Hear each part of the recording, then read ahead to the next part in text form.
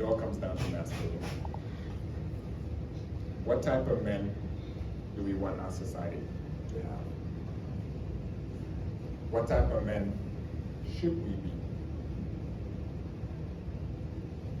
That's a question we need to ask ourselves. I really don't believe in celebrating men. I don't. Our society has done that for too long. From our leaders to our systems, yes. Pat on the back, sure. But I think us men need have more work to do to create a more balanced society than our women. And I may be wrong. And for men in the room, I want you guys to challenge some of the things that I'm talking about so that it could be a dialogue. Because everything I'm saying is just through my lived experience. Because one of the things about my life story is, and I'll just give you guys context, I've had a very dual life. Because I spent half of my life in the USA. I was born in Banjul, we left. So I came back to Gambia when I was 7. I lived in Gambia from 7 to 17, and I left again. And first things that I've noticed when I got to the USA and just living in the USA is, most of your friends, like they tell I love you to their kids, they ask their sons, how are you doing? Not that toxic masculinity doesn't exist, it's America, for God's sake, right? But there's this certain attention to people's emotions that men in Africa don't receive, for whatever reason. And I love, just because I say things, you guys don't have to admit it. And I want to add that we can celebrate it enough. A mediocre man in this world has gotten so far that a woman has to do extraordinary things just to be at the same playing field. Yeah. And the true celebration for me is when people that know you and love you admire the man you are. The greatest gift in terms of celebration would be from your wife and your kids. Because everything else in life, if they celebrate you, is because they want something from you. And that's all I'm saying. But we have to get to a point where we challenge things that were given to us. Because society moves on. And like science, right? You guys don't realize how medicine has changed the world. Because there's constant evolution. That's why they say you're practicing something. You're practicing medicine. You're practicing pharmacy, or you're practicing nursing. We should be practicing masculinity, as in we need to evolve with the times. And the most uncomfortable part is having to challenge something that for 5-6 generations is what they told you. That being in the living room is not for you, right? But how many men are in tune about postpartum depression? How many men are in tune about the lack of sleep that women don't have? There's men that still feel insulted if they have to change their own kid's diaper, if they have to wash dishes at home. So these things, let's not act like it doesn't exist. And the something thing about Gambia is, we pick and choose when to be Western and when to be African. A Gambian could be a PhD holder, has been around the world, but in his house he still believes in African concepts that are demeaning and almost like taking away agency from women. You see it all the time. And in most of the institutions, and I think it's interesting that you guys, because I think it speaks to the company culture at Standard Chartered, even if you just go to an establishment, a bank, you see the dynamic with masculinity. What the men could get away with and what the woman cannot get away with. If it's a man boss at a bank, if it's 2 o'clock prayer, all the females who tend to be tellers will be sitting down until he leaves his office and says work could resume, and then work resumes. So just start seeing our society through the lens of the power dynamic or lack thereof and masculinity. In meetings, who's allowed to speak first? What roles are we only giving to men and women? How many institutes have leaders that this podium would have at least one woman when there's more Gambians, women than Gambian men? Just question it. And I think a lot of things, leadership, healthcare, if you cannot lead yourself as a human being, how could you lead other people? If you cannot love yourself as a man, how could you love somebody else? If you cannot be vulnerable as a man, how could you be vulnerable with somebody else? That's why our society hasn't evolved to a point where men seek counseling, therapy, and things of that nature, which from a healthcare standpoint, most men are struggling from wellness issues, because women, even if their husbands are unattentive, right? They have a cohort of sisters that they could lean on. But it is very unusual for Mustafa to be my friend, for me to call him at 11 o'clock at night and say, Mustafa, I'm hurt. I'm not okay. I can't be strong anymore. I need you. How many men have received that phone call from a man in their life? Calling them in tears. I'm tired. I'm hurting. I can't be strong anymore. I need your help. How many men have done that?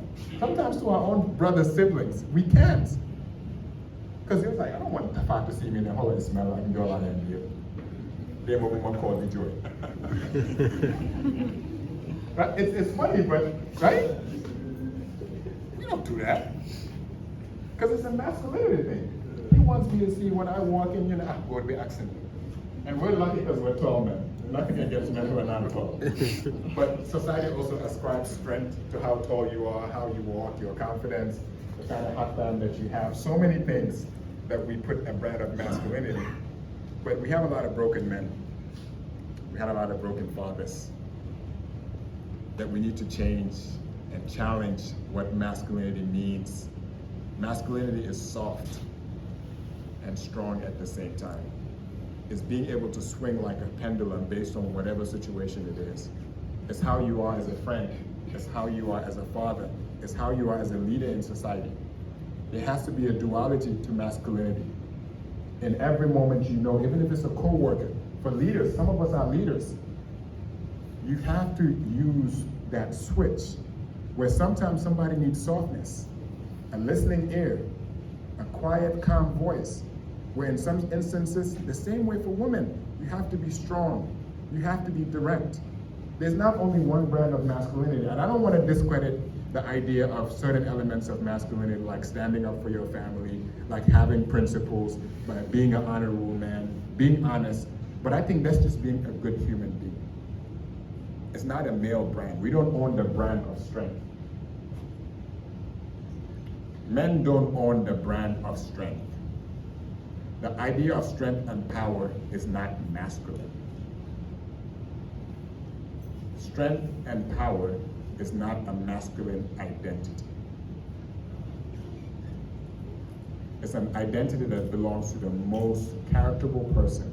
The fittest person in the room should assume that position. And we have to pay attention to the generation that's coming behind us. Because Gambia, to a certain extent, and I was having this conversation with Mustafa, we've lost a couple of generations already. But pay attention to the brand of masculinity that's still circulating in our societies. What are our men doing? What are our women doing? What's our educational system look like? Is it balanced? What society are we creating? I'm still practicing masculinity. I still belong to a club that they call Hide When You Hurt Club, that most men belong to. Hide when you hurt. As in, I still don't have the ability, when things get heavy, to call my mother. My wife still struggles trying to be like a magician to figure out when things get heavy. I don't have the capacity, because I don't have a muscle. I realize my deficiency. I understand where it comes from a generational standpoint. So I'm still practicing what I'm telling you. And trust me, it gets difficult. And like you said, there's a level of compassion when whoever it is that you're dealing with. My brothers, for example, I have an older brother and an oldest younger brother. We have just gotten to a point where we actually tell each other, hey, I love you. We call people and say, hey, like, what's going on? What's keeping you up at night? When practicing masculinity. Because before, we've had some dark moments in our life where we did not have the capacity to call and lean up against each other. So I don't want to paint it as a destination. Masculinity is not a destination, it's a journey. You have to practice and reinvent masculinity, where you have that duality, when to be soft, but when to be strong. And that duality is so important. And I think for mothers, every mother wants you to project an image that makes you most desirable in society. Every mother. It's the same thing they say they want their kids to be doctors, lawyers, engineers. No, they just want kids to be desirable in society. Because at a human level, we have to realize that our only obligation to our offspring is to ensure their survival, their safety, their security. So it's very common for women to tell their boys, be strong. Because in their mind, the world that they come from, strong men get ahead. Kindness is seen as weakness. Emotional displays of emotions in a man is seen as weakness. So psychologically, a woman is in every right to say, hey, no, I want you to embody these behaviors because it's going to prepare you for life.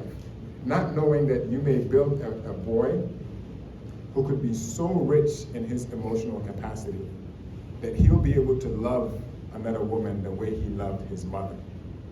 Because the thing about us human beings, the first people we fall in love with for women are mostly their dad. That's how they define strength, for better or for worse. That's how they define support. That's how they define love. Psychologists have studied this for a while. A boy's love with his mother will shape and define every relationship with a woman he will have in his life, for better or for worse. Meaning all the unpacked trauma, all the idiosyncrasies, all the lack of emotional intelligence. If you study a relationship with a boy and his mother, and a daughter with his father, it tells you a lot about what emotional human being they're going to be. So it's very natural. I think a lot of things you speak to, it's an evolution. But you're already doing something where you've evolved and you're helping somebody redefine what masculinity means to them. And you guys will benefit. People around him will benefit. He'll be a better leader. He'll be a better friend as well. But it takes courage, and I want to challenge a lot of men. You know why a lot of men, we take the path of least resistance, and we have a society that enables the path of least resistance for men. We're not a society that holds men accountable. As human beings, that's male or female. Most human beings choose comfort over courage.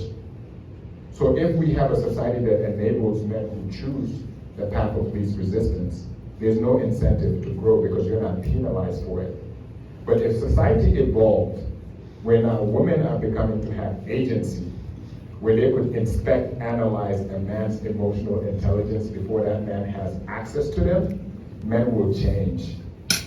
Now mothers will tell their boy, hey, go and check on your sister to make sure she's doing okay. How are you feeling today? Tell them you love them, because now they know if he does not have this prerequisite skill, he's going to be a less desired human being in society. And that's why agency is so important. And most men that have daughters, you know what I'm saying. Because having a daughter, I think, changes a man.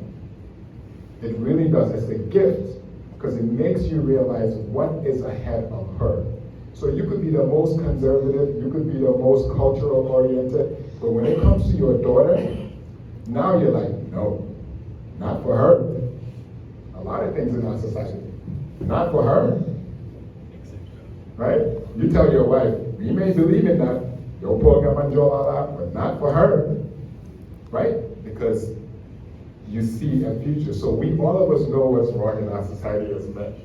Right? And going back to strength, like even when it comes to physical power, yes.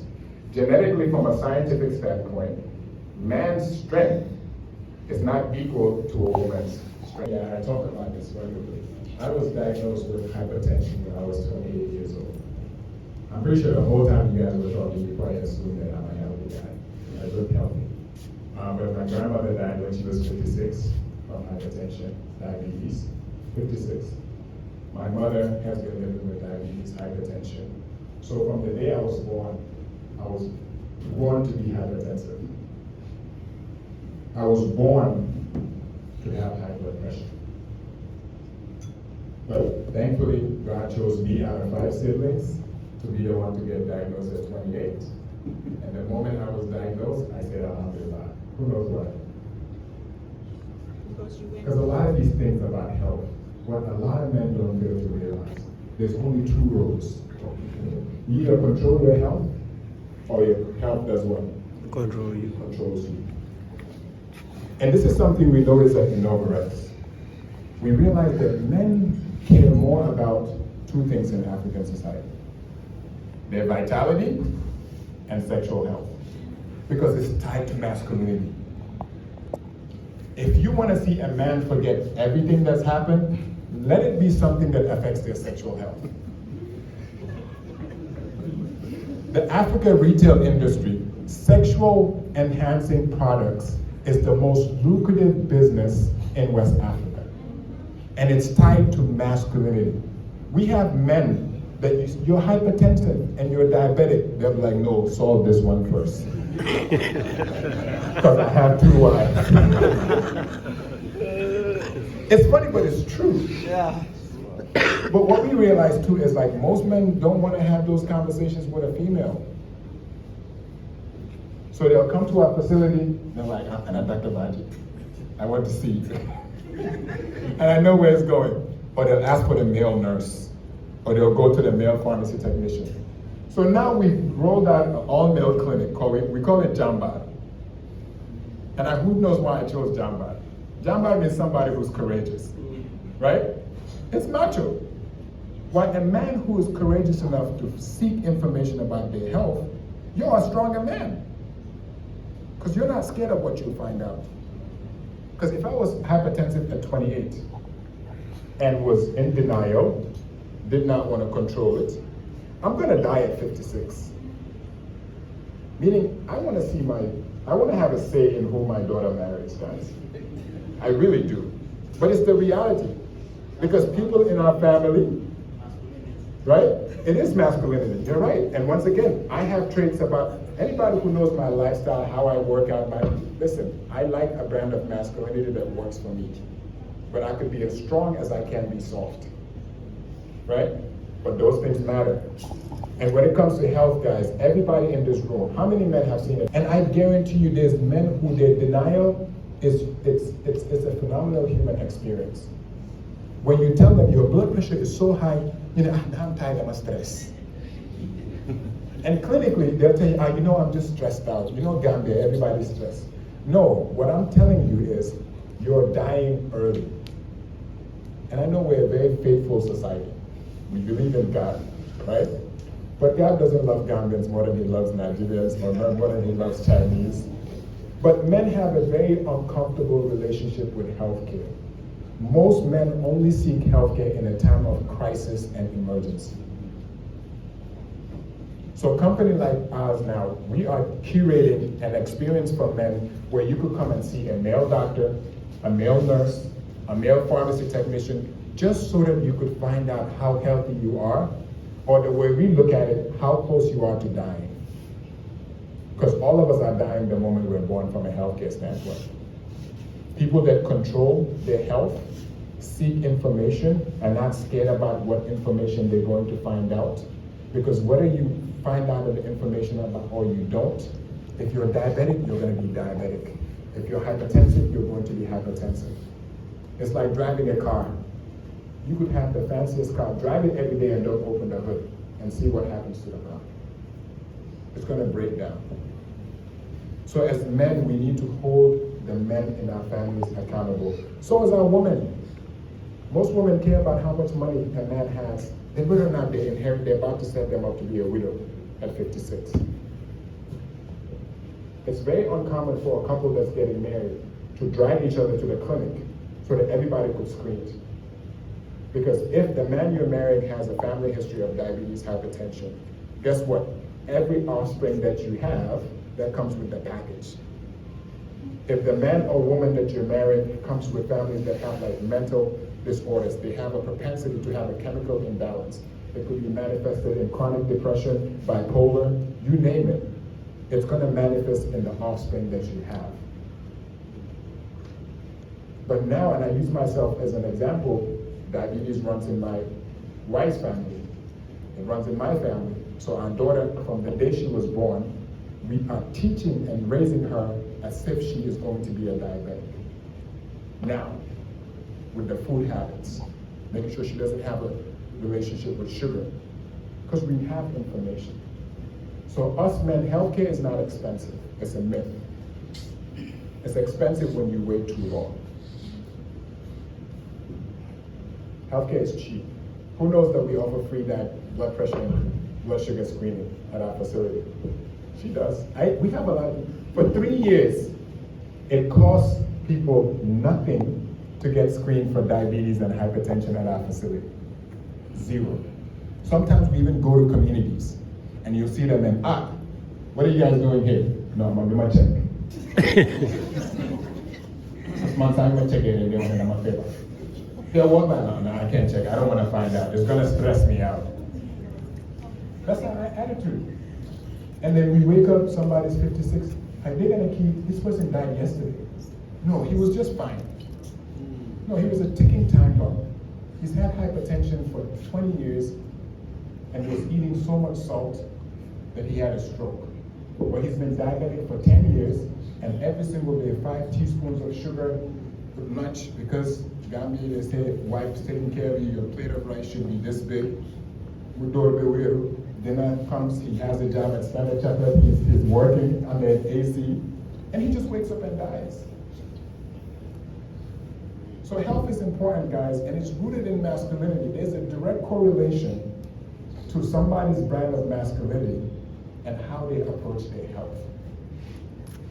Because it's an uncomfortable thing to find out from us sometimes when you walk in and I tell you, you have a condition that you're going to live with for the rest of your life. Thank you, Doctor. That was excellent. So we now know we can go to